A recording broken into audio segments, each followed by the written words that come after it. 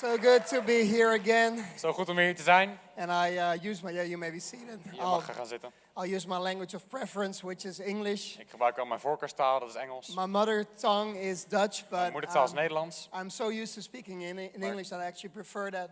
And actually works better on our translators as well. Ik spreek zo ook vaak Engels dat ik dat beter vind en het werkt ook beter voor de vertalers. So I'm so glad to see all of you here this morning. Dus ik ben zo blij om je allemaal te zien hier deze morgen. And to see the ARC conference from the last 3 years to develop to this place where it is right now. Om te zien hoe de afgelopen jaren de ARC-conferentie is ontwikkeld tot deze plek op dit moment. So many pastors, so many leaders, so many Zoveel churches leiders, zoveel represented. pastors, voorgangers, zoveel kerken die hier zijn.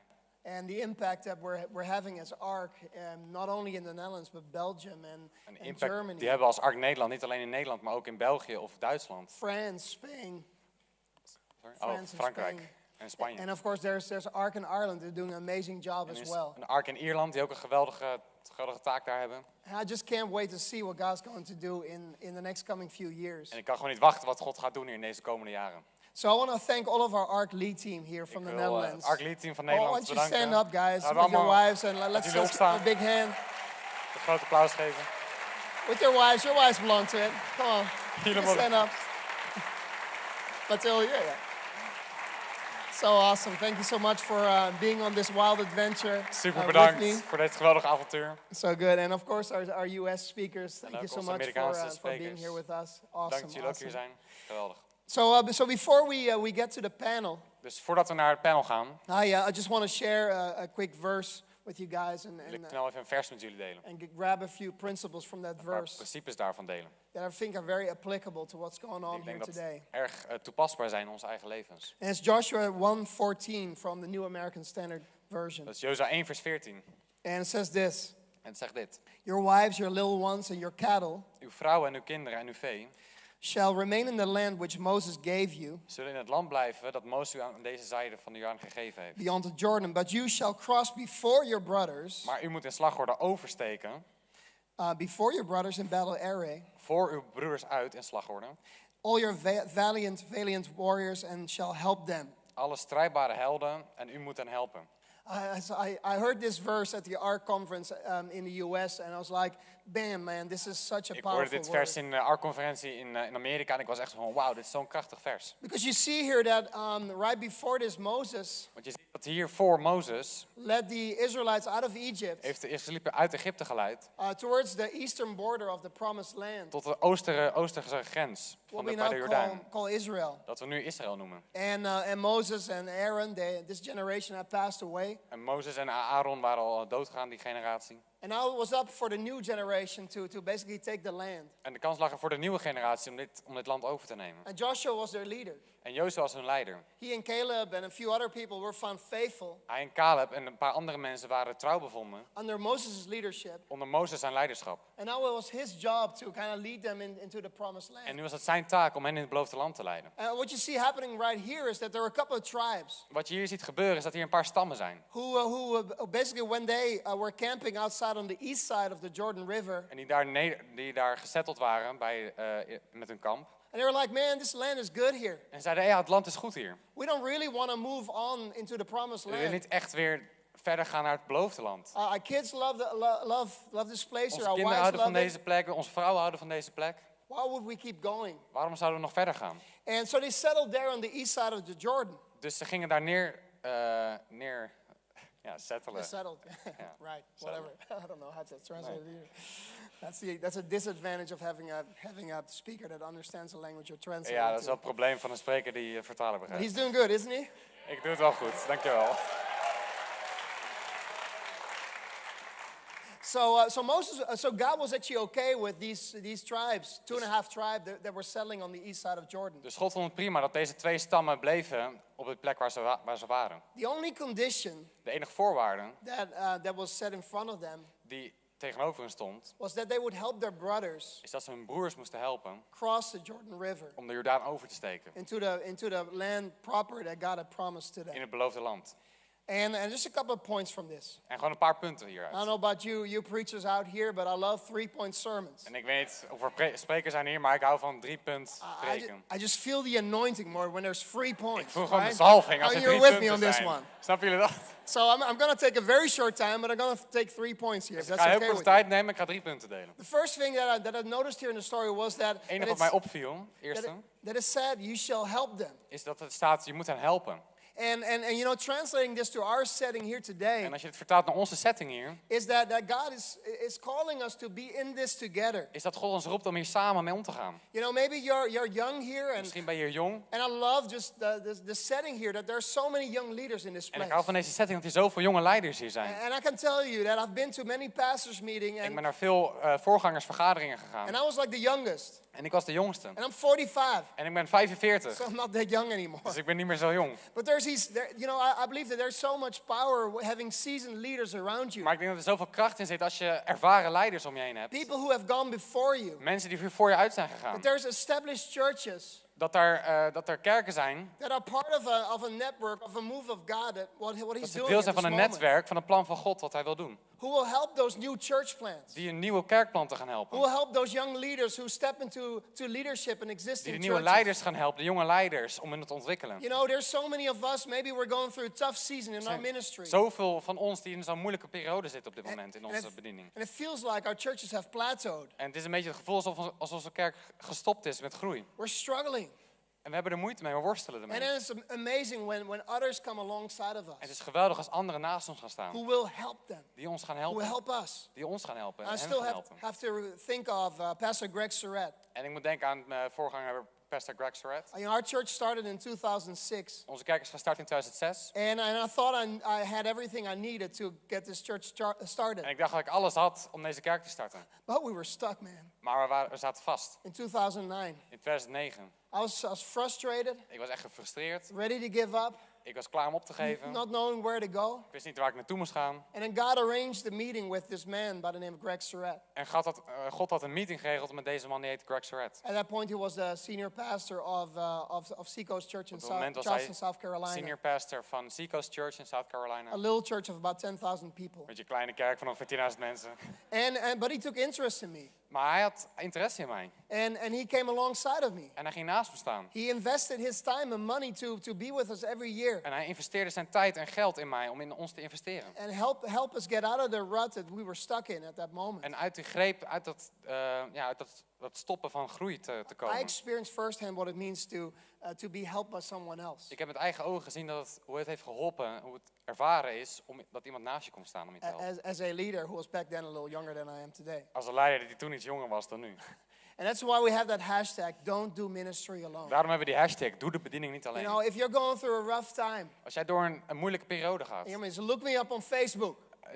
je moet even naar mijn Facebook dan gaan.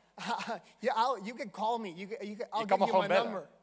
You know, I just love investing in people, even though you're going through a rough time. Ik hou er gewoon om te investeren in mensen, ook al ga je door een moeilijke And I periode. know it's the same for the rest of our lead team. En ik weet dat het hetzelfde geldt voor de rest van ons leadteam. So you shall help them. The second point, Dus er staat, jij moet ze helpen. Tweede punt, I need to be quicker. ik moet snel. The second one is this, you shall cross before your brothers. U moet oversteken voor uw broers. So there are those who already received rest on the east side of Jordan. Dus er zijn al degenen die rust hebben gevonden aan de oostkant van de Jordaan. And those were kind of like a couple of steps further than the others who still needed to take the land that God had promised En to die them. zijn dus al een stapje verder dan de anderen die nog het land moesten overnemen. And some of us, we need to basically take that challenge today. En sommigen van ons moeten misschien die uitdaging aangaan. To say that, hey, I'm willing to go before my brothers. Zeg ja, ik wil wel vooruit gaan voor mijn broers. I'm willing to go before my sisters. Ik wil wel vooruit gaan voor mijn zusters. I'm willing to fight for them. Ik wil wel voor hen vechten.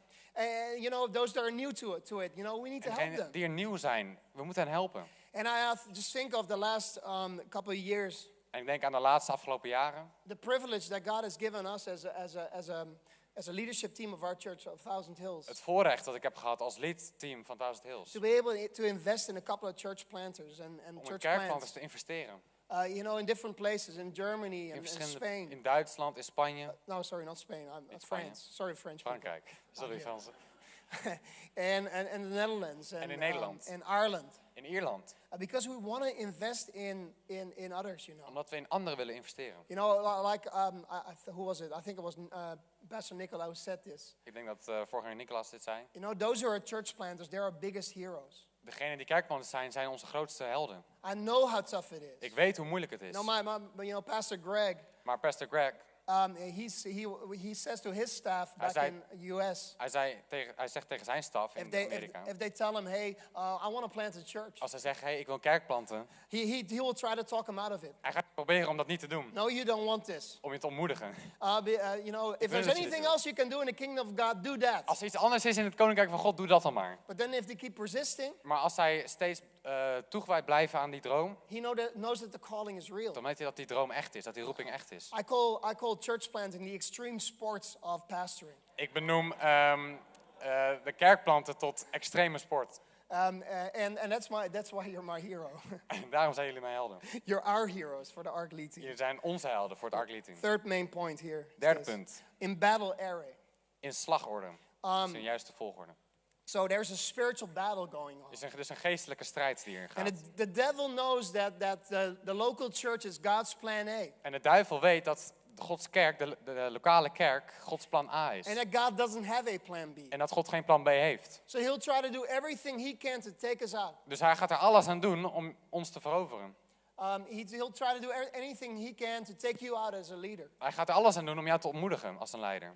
But Jesus said that he will build his church. Maar Jezus heeft gezegd dat hij zijn kerk zal bouwen. And that the gates of hell will not prevail against it. En dat de poorten van hel hem niet zullen overweldigen. And you know what? The one thing about gates. En het enige is aan poorten. Is that it's a defense mechanism. Het is een verdedigingsmechanisme. Against the enemy. Tegen de vijand. You know what? The devil is already defeated. De duivel is al verslagen. And he's not going to be able to be victorious over us. En hij is niet in staat om de overwinning over ons te behalen. No matter what you're facing in Maakt your niet uit life. waar je tegenover staat op dit No moment. matter what you're facing in your ministry. Maakt niet uit wat je tegenkomt in je bediening. No matter what you're facing in your church. Maakt niet uit wat je tegenkomt in je kerk. He's a defeated enemy. Hij is een verslagen vijand. And the only thing that he has is defense mechanisms wat against hij the is, church. Is verdedigingsmechanisme tegen de kerk. A victorious church that is advancing. Een overwinnende kerk die vooruitgang boekt. In Utrecht. In Utrecht. In the Netherlands. In Belgium. In België. In France. In Frankrijk. In Germany. Wherever in Duitsland. You're from. Waar je ook vandaan komt.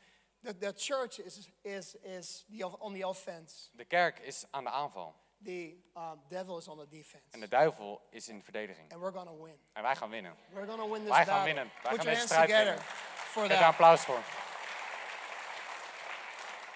So, just one thing. Er is nog één ding. I believe that, the Bible says that we need to, submit to God. De Bijbel zegt we moeten ons onderwerpen aan God. And resist the devil. En ons afkeren van de duivel. We can't just start resisting the devil. We need to start with submitting to God. We kunnen niet zomaar afkeren van de duivel. We moeten eerst ons onderwerpen aan God. In other words, Jesus needs to be number one. Dus Jezus moet nummer 1 worden. And I believe that God is restoring the presence of Jesus in His church. En ik geloof dat God aan het herstellen is de aanwezigheid van Jezus in deze kerk. This is one of the things that God has really laid on my heart. Dat is een van de dingen die God echt op mijn hart heeft gelegd. These last months in our church. Deze laatste maanden in onze kerk. That Jesus, His name needs to be central in everything. Dat Jezus, zijn naam moet op nummer 1 staan. Hij moet centraal staan in alles. When He's lifted up, He'll draw all men to Himself. Als hij verheven wordt, zal iedereen tot zichzelf toeroepen. And we don't need to protect our churches against what Jesus is doing in our En we hoeven midst. niet onze kerk te beschermen van wat Jezus aan het doen is. Yes, we need to be seeker sensitive, seeker aware, however you want to call it. Ja, we moeten oppassen en aware, bewust zijn inderdaad. But we should never protect our people from the presence of God, because Maar we the moeten presence nooit of God onze is the mensen one thing that we beschermen van de need. aanwezigheid van God.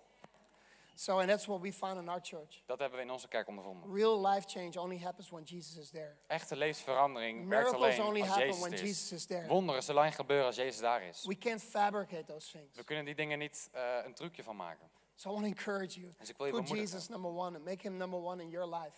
Stop Jezus op de eerste plaats in je leven. And don't let it just be a theoretical thing. En laat niet iets alleen theoretisch zijn. Make Him number one in your life. Make Him number one in your ministry. Maak hem nummer 1 in jouw leven en in jouw bediening. And your church is going to be victorious. En in jouw kerk wordt overwinnaar. Submit to God. Onderwerp je aan God. And resist the devil. En keer je af van de duivel. Okay, I want to do something different. Alright, ik wil iets verschillends gaan doen, iets anders. We got some amazing church planting stories We hebben geweldige kerkplantingsverhalen in the Netherlands in and around Nederland the Netherlands. en een beetje omringende landen. And we also have some churches that have been revitalized using the ARC philosophy, ministry We hebben ook wat philosophy. kerken die herstart zijn door de ARC-filosofie. I want to give them the opportunity to share a little bit what En ik God has wil done. hen de kans geven om te delen wat God heeft gedaan. So Christopher and Brenda, why don't you come Christophe en up? Brenda, They're church planters in dat Leuven. zijn kerkplanters Belgium. in Leuven, in België. And then also David and Ruth Vicunda. David en Rut, They lead an amazing church in Heerlen. een kerk in Heerlen. And they've been revitalizing that one. En ze hebben Amazing het job. herstart. And then there's Robert and Anastasia. Where are you guys at? Robert en We Anastasia. need you here. They've just planted nodig. our last church plant in Breda. Ze hebben net een laatste Come up kerk here. geplant. And then there's Stefan Dams from Stefan Dames van Düsseldorf, Düsseldorf. Germany. Church planter extraordinaire. So awesome. Right. Thank you guys for being willing to be grilled by my questions. Ja, bedankt dat jullie mijn vragen willen beantwoorden. And that didn't come across in Ja, Dutch, dat je een man. beetje onder vuur van mijn vragen staat. All right. Sorry hoor. That's better. So how did ARC help you to get your church started? You guys are, Robert and Anastasia, you guys have, you're the last ARC church plant. We've only had like 2 or so. Dus- You're the last. But. Jullie vertellen hoe God jullie heeft geholpen met het planten van ARC. Jullie zijn En- onze laatste kerkplant. And I was at the launch, it was phenomenal. En ik So, was bij de start en het was echt geweldig. great job, guys. geweldig gedaan. But how did you feel like ARC supported you in this whole process? Dus heb je het gevoel dat ARC jullie heeft ondersteund in het proces? Would you like it in English or Whatever, he'll translate. okay? Yep. So I'll speak in English and Robert will speak in Dutch. We had help from ARC, I think particularly through the education that we got. We hadden voornamelijk hulp van ARC door de opleiding die we hebben gehad. Een training. We did a launch training besides the ARC conferences. Een launch training gedaan en we zijn naar ARC-conferenties geweest. And also the preparation with the films that we watched, En ook de which voorbereidingen door de filmpjes die we hebben bekeken. warned us about a lot of spiritual warfare that we had to be prepared for to not hold back. Die hebben ons gewaarschuwd voor geestelijke strijd. And we also got we made a business plan, We hebben ook een businessplan gemaakt. and we got help from ARC in the form of a loan, En we hebben ook hulp van ARC gehad in de vorm van een lening. which basically was what we had saved with our launch team Dat is wat was wij- doubled by ARC. Dus wat wij opgehaald hadden, heeft ARC verdubbeld. And we got a lot of encouragement to step forward. En veel bemoediging gehad om uit te stappen. Anything you want to add to that, Wil je Rob? nog iets toevoegen? Robert? Ja, wat zo geweldig is dat zo er amazing staat is- ook bid en werk. It's pray and work. En natuurlijk, je bidt en je hebt een hartsverlangen. And of course you Maar have het a heart attitude, a desire. Het is gaaf om ook te leren van kerken en voorgangers die al door een fase gegaan zijn. Great to be able to lead from churches who are already a phase ahead of you. En voor ons had ARC dat gebundeld. And for us, ARC bound it all together. Ja, en dat Combine it. betekent dat bijvoorbeeld als het gaat om een organisatieplan, het So organiseren about van a business teams. plan, organizing teams. En dat je gewoon ook een stukje financieel beleid, That you have some kind of financial plan, strategy. Ja. strategy. ARC heeft in feite ons geleerd en meegegeven Yeah, so ARC really contributed to our church om een gezond fundament to te have a bouwen. healthy fundament, Natuurlijk, Jezus is het fundament. foundation. Maar heel goed om al een fundament zonder haarscheuren, om daarmee te kunnen starten. Dat was gaaf. So yeah, start a healthy church, yeah. So your church is called City Life Church Breda. Dus jouw kerk heet City Life Church Breda. And which was the month that you guys got started? Wat is de maand jullie gestart zijn? We zijn in maart zijn we gestart. Start Afgelopen in March. And Afgelopen jaar. there's something special about that location. Tell En us is about iets that. speciaals over die locatie? Ja, we kregen in ons hart om te bidden voor een locatie ook midden in de stad. We got in our heart to pray for a place City within Life our Church. in the center of the Dus city. You will be a part of the city. En toen kwamen we terecht uiteindelijk in de koepelgevangenis. And we Dat is came misschien wel across bekend in a Nederland. jail. Koepelgevangenis, hele grote koepel. Maar daar galmte te veel, maar ze hadden daarnaast een kerk staan. And it was a really big jail, and there was a church beside it. Ja. En die stond leeg. And it was empty. Dus daar zijn we ingegaan. So we went into it. Want de 4 maart hadden we onze launch party, zoals dat heette. 4th of March at our launch party. We zijn dus vorig jaar juni gestart met ARC. So last year in June we started with ARC. Stappen gezet. We have Ook, made some steps. ook met hulp van CLC Nederland. Also with help from CLC from the Netherlands. Op de launchparty waren 350 mensen. There were 350 people on the launch day. Dat was de party. Een Oh, week the later. party. And then a week after. Een week later, iets van 100. We zijn nu 10 weken ver. We hebben elke week nieuwe mensen.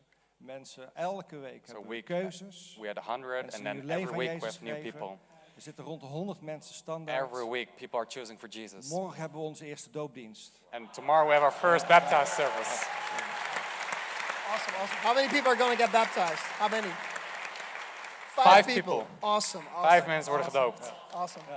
Great, that's so awesome. That's what an encouragement that is Ja, wat in een the bemoediging. Catholic south of our nation. In het katholieke zuiden van onze natie. By the way, they were referring to like launch training and some of Ze those other verwijzen naar events de launchtraining and the financial model behind it. en het financiële model daarachter. I'm going to be teaching one of the breakout sessions on In that. een van de breakout sessies zou ik daarover I think it's called church vertellen. planting or something, or first steps in church Ik planting. weet iets So, van de eerste stap in kerkplanting. I'm not going to take time to explain that, but Dus ik we'll ga explain niet it tijd nemen om dat uit te leggen, maar dat wordt dan straks. En even een hele kleine aanvulling, zeker ook bemoediging. To add something. Het klopt daadwerkelijk, wat Sebastiaan ook zegt. Je kunt hem altijd bellen. En It's neemt- true, en you neemt er can ook altijd- always call Pastor Sebastian. It sounds really scary here. Dat klinkt wel een beetje spannend. No, it's true, yeah. Thanks. Ja, klopt wel.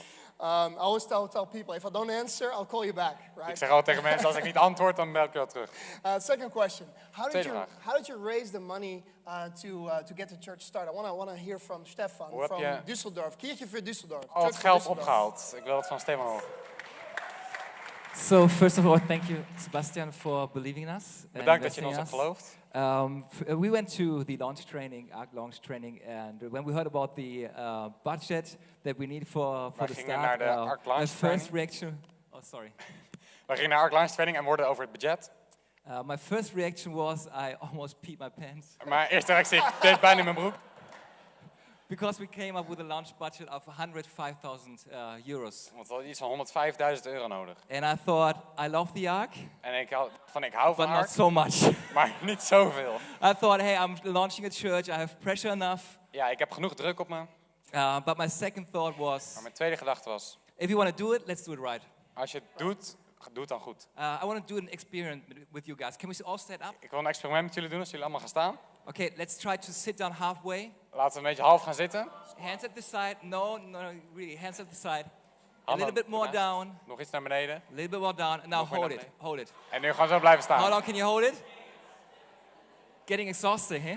Ja, dat is lekker, Okay, hè? you can sit down.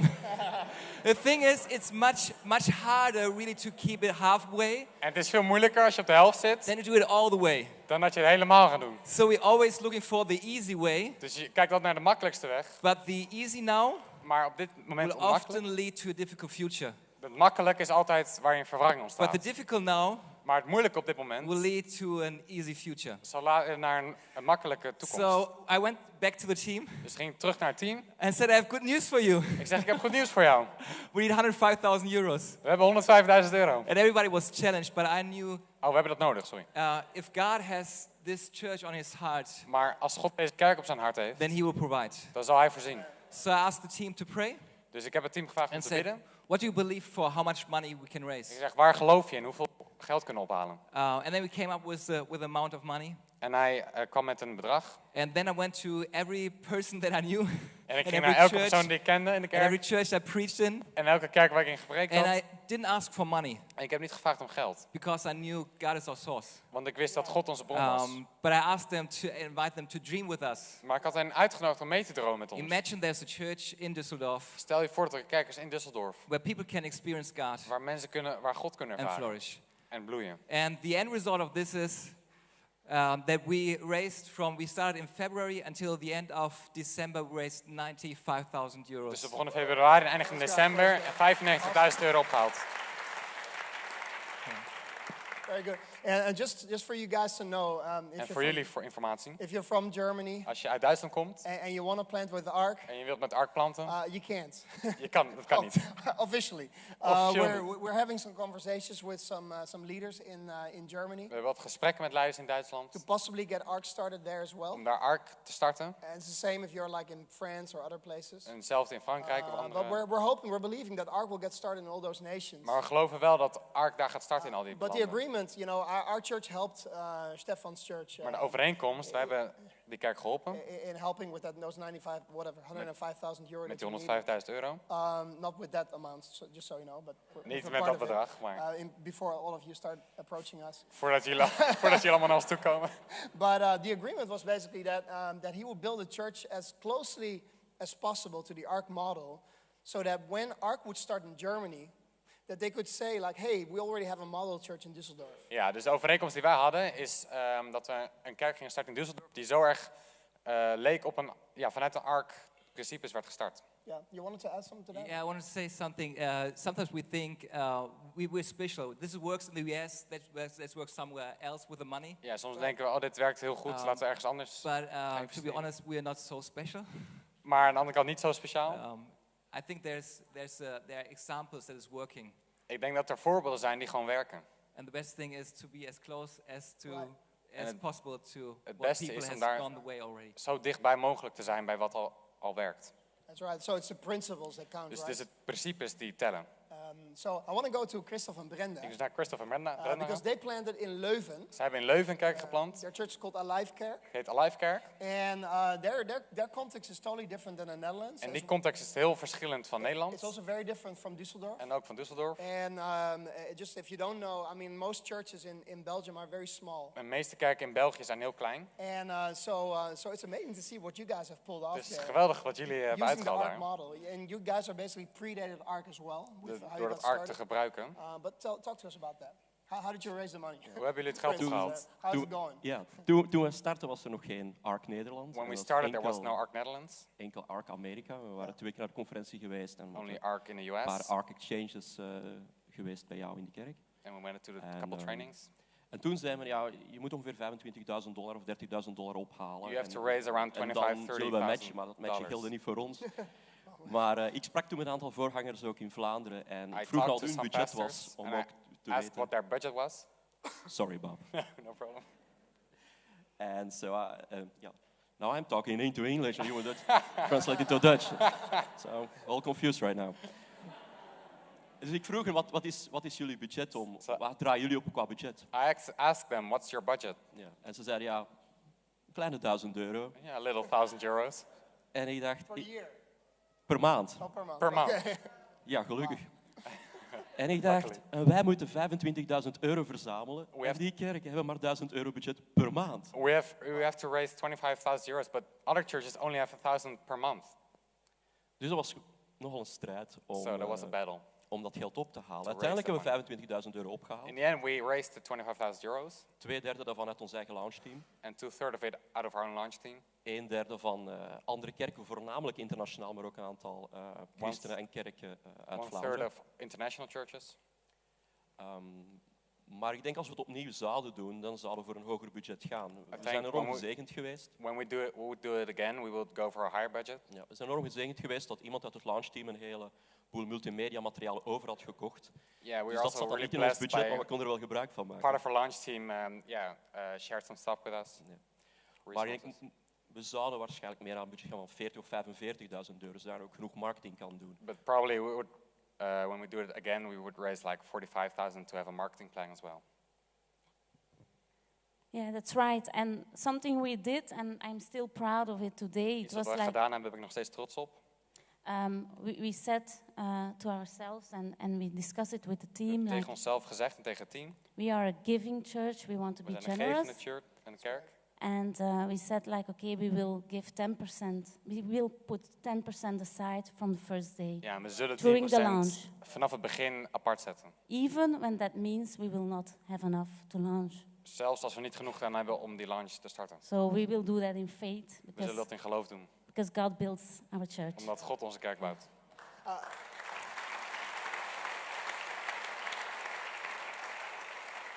Can I just tell you guys how proud I am of how you guys have really, started this life-giving church there in Jullie that echt city. zeggen hoe trots ik ben dat jullie deze levensgevende kerk hebben gestart. And you guys need to follow them and of course also Stefan and Jullie moeten hen allemaal volgen natuurlijk. on Instagram. Op Instagram. And amazing how geweldig. the excellence that you guys put into what you guys present to the city and Ja, de excellentie waarom jullie dingen doen die jullie ook uitstralen naar de stad. and with the limited budget that you guys have. Met het beperkte budget dat jullie I hebben. don't think I've seen many people who do it like you Ik guys. denk dat ik niet veel with that mensen heb budget. gezien zoals jullie het hebben gedaan. I think we were lucky that we had a great team. And Ik some denk of dat them we are geluk hebben gehad met het team dat we hadden. Er zijn er een paar hier. Yeah.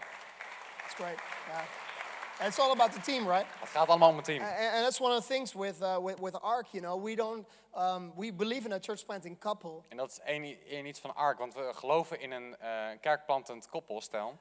but we want them to basically raise a team of about 35 people. Maar we willen dat At ze least. eigenlijk een team zullen opleiden van ongeveer, op zijn minst 35 mensen. To get the church started. Om die kerk te starten. And because that's what either makes it or breaks it. Want dat gaat het uiteindelijk maken of niet. And when you got that team already involved with such a giving, such a generous En spirit, als je dat team al betrokken hebt met zo'n vergevende geest. that culture that you built in the beginning will basically continue along when other Ja, die people cultuur join die the je aan het church. begin al bouwt, zal gewoon doorgaan in je kerk. So awesome, guys. Het is echt geweldig. Super. Next question is this. Volgende vraag. How did you experience support from ARC and ARC partner churches? Hoe And heb je ondersteuning ervaren? This is for van David ARC? and Ruth Fukunda from Heerlen. David en South Life Church. van Heerlen. South Life. Well, I'm gonna speak in English. Sure. I want to just mention that the support that we got from ARC Ik wil gewoon even benoemen dat de ondersteuning die we hebben van ARC was more also in the training, in the launch training. ook heel erg in de training, in de launch training is Because voortgekomen. we had a church already, Want we hadden al een kerk. but we kind of have like a revival. Een soort opwekking revived we had a change of name. We hadden een verandering, een andere naam gekozen. And also revived the model. En ook het model opnieuw And opgewekt. so when we came to the lounge, Dus toen we naar de launch training gingen, somebody was talking about it yesterday, daar had iemand het toevallig over gisteren. about sharpen your axe. Over sharpen your axe? Yes. Ja, dus ja, handelen So actually, afschermen.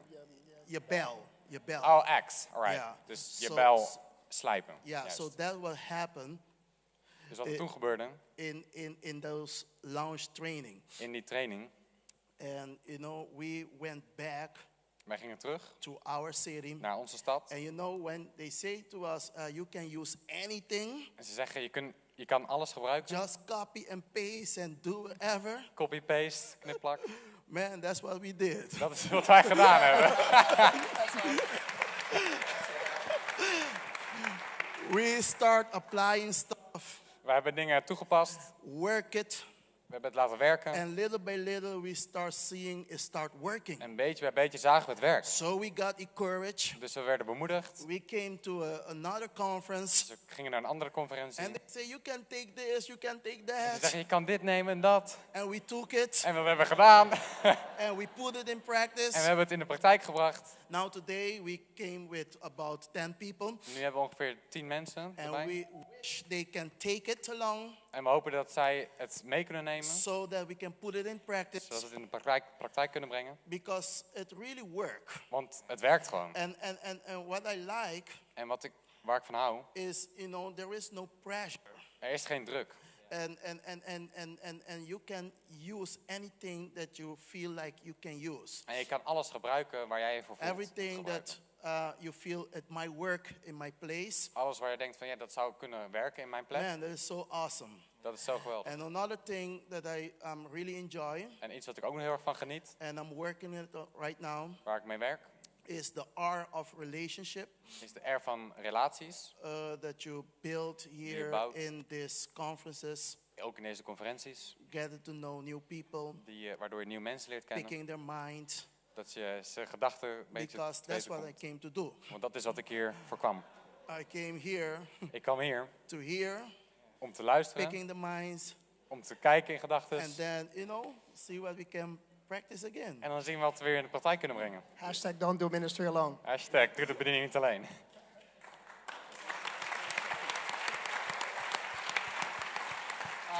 What I noticed before you continue, what I noticed, verder gaat, wat ik opmerkte. you guys came to the launch training in October. Jullie kwamen naar launch training in oktober. And I started noticing on your Facebook En page. ik merkte op dat op je Facebookpagina. I started to see things like know God, find freedom, discover your dingen purpose, zoals, make a difference. Ken God, vind vrijheid, ontdek je doel, maak een verschil. The whole deal of the 4 cups and so on. Die 4 bekers. I noticed, some cool lights popping up on your platform. Op het platform. I'm like, man, these guys really got a hold of this. Wauw, ze snappen echt wat we gaan doen. And then you guys came to our Thousand Hills conference in January. Toen kwamen jullie naar onze Thousand Hills conferentie in januari. And you guys told me that the church really had grown. En jullie hadden echt verteld dat jullie kerk echt gegroeid was. And I heard some things really triggered me to really see that, to really notice that you guys didn't only just take the external things. En dingen die me echt hadden aangespoord is dat jullie niet alleen de externe dingen gebruiken. But that God had really done a work in your heart. Maar dat God ook echt een werk in je hart heeft gedaan. And which is so amazing. I zo really geweldig commend is. that with you guys. En ik compliment je daarvoor. Really awesome. It takes something to learn. Ja, het heeft echt iets nodig om iets te leren. To be willing to lay aside your old models, your old, Om je oude principes, modellen weg te leggen. and just go for something new. En gewoon voor iets nieuws te gaan. The new thing God wants to do in your Het ministry. nieuwe wat God wil doen in jouw bediening. So Ruth, you wanted to add something? Wil je iets toevoegen? One of the things I wanted to say is that Een van de dingen die ik wil before zeggen we went to the training, is voordat we naar de training I gingen, was the one was saying, why should we go to the training? was ik I degene mean, die zei van waarom zouden we naar die training moeten gaan? Is it really necessary? Is het echt I nodig? mean, we already launched out, and Want I we really waren al want to gestart. encourage everybody who is here Maar ik wil and echt has a heart, iedereen to uitdagen help if you want to help in the church, die or hier you is om mee te have a helpen in de heart kerk. for the future to go out. Of in de The toekomst. training has really changed us. De And training heeft ons I echt had an veranderd. idea how the training would be, so that's why I was a little bit like, but the En ik training had al een was beetje een so idee van hoe het zou different zijn, than what maar I expected. de training And- is zo anders dan jij je vooraf And we really indenkt. went back like really excited, and I think En even ik the ging people terug in the helemaal church, enthousiast. they really felt it too. En The de whole kerk voelde dat atmosphere ook. was changing. De hele and atmosfeer we got veranderde. the book of the 4 cups, Je hebt het and boek gekregen van de got 4 two because bekers. each of us get one. So we gave one away already. Dus we hebben ook wat and we weggegeven were van die like, okay, boeken. we need more of those books, Maar you we know, for willen more meer van die people to boeken. read it.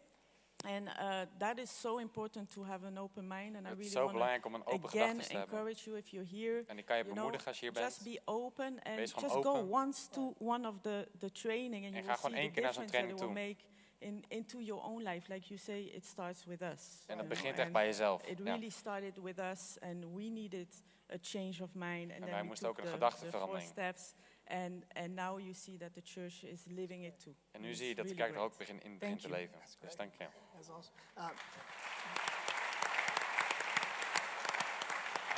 By the way, I didn't pay her to say that. Ik heb haar niet betaald om Just dat so te you know, zeggen. I did not. I did not. Dat je weet. But that's an amazing story. You guys have grown considerably from that October launch training to January and probably till now. Jullie zijn steeds verder gegroeid vanaf oktober. Yes, Tell we us did. about Yes, that. we did. And let me say, the first growth we experienced De eerste is groei die we ervaren the excitement is that de came back enthousiasme into the die church. terugkwam in de kerk. I think somebody was saying yesterday Iemand that zei things gisteren should not become familiar. dat de dingen niet familiar moeten worden, gewoon moeten worden. And when things became familiar, Want als dingen gewoon man, worden, you know, you're just going dan ga je like maar gewoon een business routine, as usual. zoals het normaal gaat. But once that fire start in Maar us, als opeens dat vuur komt van binnen, that passion die and passie, desire to do verlangen great things for God, om geweldige dingen voor God te doen, we kind of bring it over there. So the first growth is the dus excitement, de eerste groei is echt het enthousiasme. getting people to see what we have seen. Dat je mensen zo ver krijgt om te zien wat jij ziet. And then because of that, En daardoor people start getting excited about the church. worden mensen ook enthousiast over de kerk. We're still working on that. En daar zijn we nog steeds mee bezig. That people continue to bring people. Dat mensen nog steeds blijven And mensen we anderen see, uitnodigen. I mean, the last few months, En de afgelopen maanden we have seen so many visitors coming. zoveel bezoekers gezien. So what we are trying to do now Dus wat we nu willen doen, is using the next steps om next steps te gebruiken, to kind of not just get the people in, om niet alleen de mensen erin te but krijgen, also to keep them. maar ook ze te behouden. And we are in that process. En wij zijn in dat proces And I should say it's working. en dat It's werkt. working. Het werkt. It's working not that fast as I think in my mind it should Het werkt go, nog niet zo snel als ik in mijn gedachten heb, but it's working. maar het werkt. Yeah. Ja. But you guys broke the 100. Maar jullie hebben de yes, grens with van 100. children and everything. Yeah, Yes, we did. but wait a minute.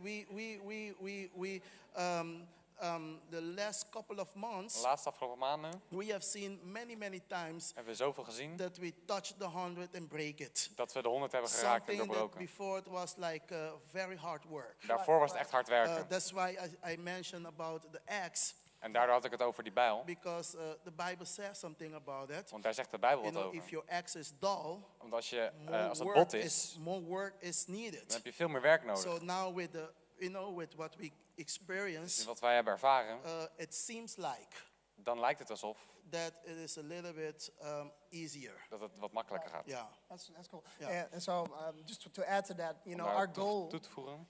should never be church growth, Ons doel zou nooit kerkgroei moeten zijn, but church health. maar kerkgezondheid. Because once the church gets healthy, it'll Want grow. als de kerk gezond wordt, dan gaat het groeien. It's that simple, right? Yes. Zo simpel is het. So great. Thank you for Dat is geweldig. your Bedankt voor je input. word there. Just last question basically for all of you. Laatste vraag, eigenlijk voor allemaal. What difference do you feel ARC can make in Netherlands, Belgium, and Europe? Wat voor verschil denk je dat ARK kan maken hier in België, Nederland, in Europa? Who wants to go first? Wie wil eerst gaan? Brenda. Ik denk dat het in onze landen heel belangrijk Countries, is it's very important om een ander soort kerk to te have a hebben. different sort of church. In België In Belgium, zijn heel veel mensen gekeerd tegen de kerk. a lot of people are against the church. Het woord kerk geeft wat... The word church gives some opposition. Ja. En daarom is het heel belangrijk om aan mensen te tonen, geloven kan anders, kerk zijn kan That's why we anders. have to tell people that church can be different, faith can be different, En er is een God die leven geeft, and there's a God who gives life, die jou verandert that changes you, en die een andere kijk geeft op het leven, and he has a different perspective on life. vernieuwing brengt. Yeah, that brings life. En ik denk dat is zo belangrijk om meer van die kerken te hebben, een voorbeeldrol te zijn, And I think it's so important to be an example as a church like that and to have more churches like om that het land te veranderen. to Ja. change the nation. Because God is actually using your church with where you are at to be a model for other churches. Want jullie They're gebruiken ook starting jullie to ask kerk you als questions model about that, voor dat andere kerken gaan vragen hoe jullie het doen. Ja, dat klopt. En dan soms krijg je ook mails of berichten van hoe doen jullie dat? Of kunnen Sometimes we we dat get materiaal emails like, gebruiken? Of, can we use this material? How do you guys do we willen that? ook onze website veranderen. We al- Of, welk can we materiaal also change our gebruiken jullie? website? En, dat is wel heel fijn om te zien dat je zelf inspiratie bent. Ook It's really voor cool to be anderen. an inspiration also to others. Ik denk een van de belangrijkste dingen van ARC, I denk think ik, the most is important things of ARC, dat je de levenggevende cultuur that you kan have leren a en life-giving kan overnemen. culture, can learn and take over. Omdat de verleiding kan heel erg zijn om te zeggen, oké, we gaan wat lichten ophangen en we gaan wat Temptation- leuke muziek brengen. Temptation can be, en dan we zal het can werken. hang up lights, have Maar alles great draait music. Sorry Bob. Alles draait uiteindelijk om cultuur. Yeah, everything is about culture. Samuel Chant zei dat cultuur eet visie voor lunch. En je kan, Yeah, dus culture eats vision for lunch. je kan een heel sterke visie hebben You can have a very strong vision en je kan je heel snel meegaan. and you can go very fast with Maar we that. weten allemaal, als we heel snel gaan, dan kunnen we ook uit de bocht vliegen. But if we go very fast, we can forget some things. En de cultuur zijn je banden. And culture are the connections. The Is tires. is de banden die jou op de weg houden, waarbij de visie de sterke motor is die jou snelheid geeft. Yeah, so those are the tires that gives more velocity to your car that it drives. En dus het is één ding om visie te hebben en So it's visie one te thing to casten. have vision. Het is iets anders om echt de cultuur te hebben, de cultuur te ontwikkelen die visie doet dragen. The second thing is that you create a culture that really drags that vision. Gets En it. dat is de sterkte van ARC, denk ik. And that's the strong thing about art. Awesome.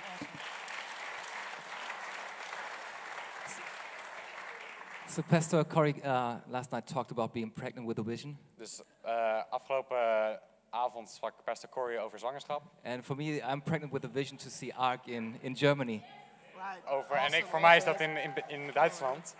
Because I put down 4 things. Number dingen. 1 is Nummer één. pastors not just only need theological training, but hebt practical training. Niet alleen theologische training nodig, maar ook praktische training. And this is what I experienced with ARC, Dit the is wat practical ik training. ervaren heb. The second thing is, Tweede is- ARC is with no strings attached. ARC zit niet aan dingen vast. So there are people that are interested to see you plant your church zijn and mensen die see zijn people's geïnteresseerd lives get changed. Om levens te zien te veranderen. The third thing is, Derde is, we all need people who love us enough to invest money into what we're we doing. hebben alleen mensen nodig die het genoeg van houden om te investeren in ons. I saw so many people saying, hey, you're doing an awesome work Zoveel and mensen clapping my zeggen, ja, back, je doet het geweldig, but nothing more. maar niks meer. And I'm a church planter, I need money. En ik heb een kerkplant, dus ik heb geld nodig. And to have somebody like Pastor Sebastiaan Zo iemand als Pastor Sebastiaan, believing in us, die gelooft in and not ons, just with nice words, niet alleen met mooie but woorden, also with money, maar ook met geld. is a big encouragement for Dat is echt us. een grote bemoediging voor And the ons. last thing is, Laatste ding. we heard yesterday from Pastor Sean, We hebben gisteren van Pastor Sean gehoord. we all need friends. We hebben allemaal vrienden nodig. And for me, ARC is not only association of related En churches, voor mij is ARC niet alleen Association of Related Churches, but also association of related friends. maar ook van Association of And for me, Related what I Friends. experience with ARC is En wat ik met ARC ervaar, they are friends. is dat ze vrienden zijn. They're not only friends, but also in ARC we have fathers. Ze zijn niet alleen vrienden, maar ook vaders. And in ARC we have coaches. En in ARC hebben we coaches. My story is when I went to the ARC launch training, Mijn verhaal toen ik naar de ARC Launch Training ging, I got to know Pastor Paul Andrew from New York. kreeg ik een paspoort van New York. And he did the launch training. En hij deed een pastor in New York en hij deed de launch at training. that moment I had nothing. I had not a launch team or something else. I had no money. En hij had niks, hij had geen launch team, geen But he geld. said, if you need help, just call me. En hij zei, als je hulp nodig hebt, bel me And I gewoon. thought, hey, he will be so busy, he will have no time En for ik me. dacht, hij is zo druk, hij heeft vast geen tijd voor mij. But he had time for me. Maar hij had tijd voor mij. And we did FaceTime and I We asked a hebben lot of questions. gefacetimed en ik had moeilijke vragen gesteld. And he helped me En hij heeft me geholpen. and encouraged me. En hij heeft me gecoacht. And I'm praying that everybody that is launching Ik bid the dat church iedereen die hier een kerk gaat starten, experience this. dat dit mogen ervaren. That you don't just have only a vision, Dat je niet alleen de visie mag hebben, but you have people around you that maar believe in you, mensen om je heen die in je geloven, invest in you, die in je investeren and train you. en je trainen. That we will see this nation and the country of Germany will be changed for Dat Jesus. we deze natie en Duitsland zien veranderen voor Jezus. Awesome, guys. Awesome. Cool.